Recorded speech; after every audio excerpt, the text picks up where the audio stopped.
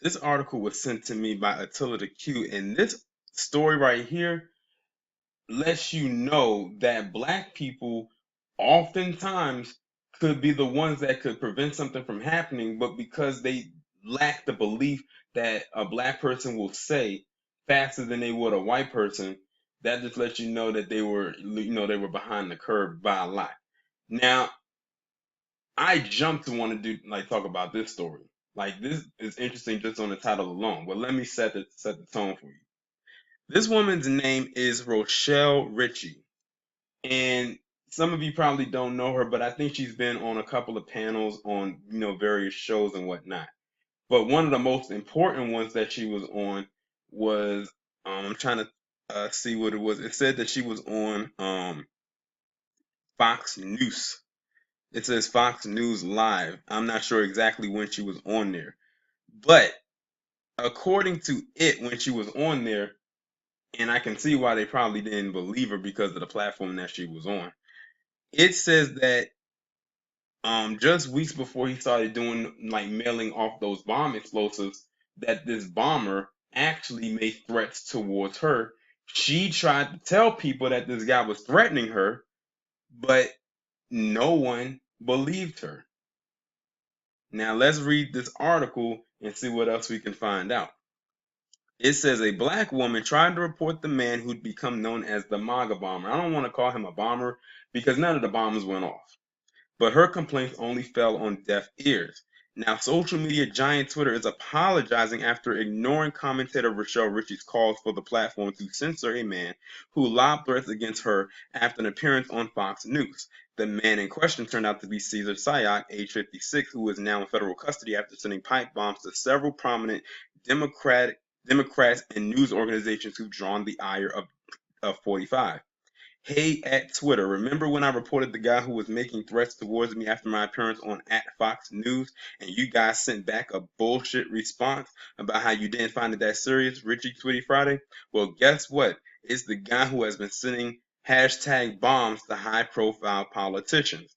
Sayoc is expected to be formally sentenced Monday and could face up to 48 years behind bars if convicted, according to CNN. As of last week, authorities had intercepted a total of 14 packages Sayoc had sent in the mail to Democrats including Barack Obama and Hillary and Bill Clinton. It was just 2 weeks prior that Ritchie had reported Sayoc to Twitter for violating the platform's community rules, which prohibit users from using harassing, intimidating, or threatening language that reaches for the serious physical harm, death, or disease of an individual or group of people. Sayoc did just that. However, and on October 11th, used the official handbook of presidential grammar to warn Ritchie that he was a member of the unconquered Seminole tribe. We unconquered Seminole tribe will answer your threats, he wrote. We have nice, silent air boat ride for you here on our island, our land Everglades swamp. We will see you here for sure. Hug your loved ones real close every time you leave home. Twitter seemed unconvinced by the threat, however, and wrote Ritchie back saying it found there was no violation of the Twitter rules against abusive behavior. The social media site now says is deeply sorry, and they put deeply sorry in quotations, for the error in that they failed to take Ritchie's claims more seriously. The website has since disabled Sayoc's account. And this is what Twitter tweeted out. It says, an update. We made a mistake when Rochelle Ritchie first alerted us to the threat made against her. The tweet clearly violated our rules and should have been removed. We are deeply sorry for that error. Ritchie recently discussed the threats during an interview on Fox News where slammed President Donald Trump for the divisive rhetoric that likely fueled Sayoc's actions. I blame the president for not being able to take responsibility for his divisive rhetoric, she told host Charles V. Payne. The president isn't going to come out and say, I apologize. I get that. But what he can simply do is just change his tone. That's it. Well, he's not going to do that either. So this really falls on the fault of Twitter. They knew 2 weeks before all of this happened that this woman was threatened by this guy and they chose not to do anything. You know what's so crazy? My first little incident with Twitter came a few weeks ago too. When I tweeted Tommy Lauren, like I actually mentioned her and called her a hood rat. 5 minutes later, I get an email notification from Twitter basically saying that I violated their rules, harassing or bullying or whatever they want to call it. And my account got locked for 12 hours.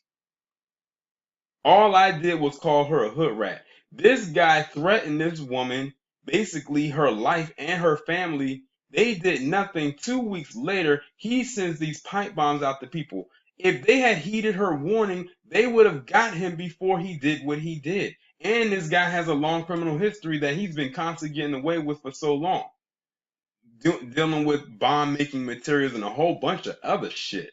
This guy's literally just been coasting through most of his a good chunk of his adult life. But Twitter, you completely dropped the ball on this. But a lot of social media dropped the ball when it comes to stuff that happens to us. So it's not surprising whatsoever, not at all. But I'm glad that she came out and she said this. She has the receipts. I'm gonna leave the link to the article and you can see for yourself. Like, the fact that Twitter even apologized to her, if you want to call it an apology, lets you know that she was not lying or making this up. But see, like I said, that goes back to what I just said. They don't believe when a black person is saying something, but let this Rochelle Ritchie have been a white woman and they would have believed it like that. They would have jumped at it.